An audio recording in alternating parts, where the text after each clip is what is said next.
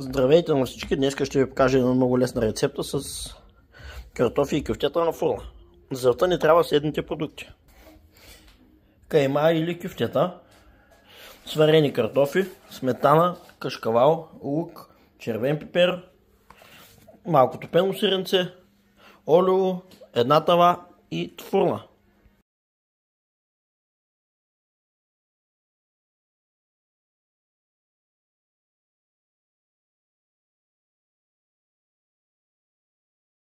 След като сме обелили картофите, пристъпваме към тяхното рязане.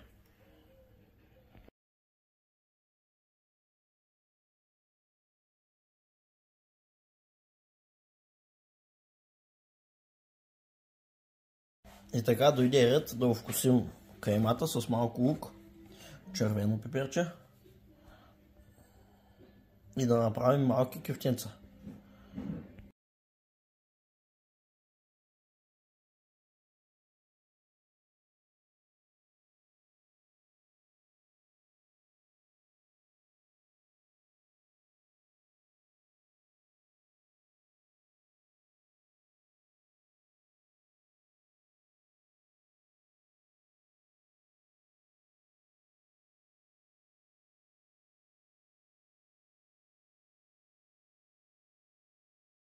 И така, след като вече сме нарязали картофите и сме оформили кюфтенцата и сме ги подредили, е време да сложим няколко бучки топено сиренце, сметанка и да хвърлим във фурната, а след това да сложим кашкавалче за допълнително запичане.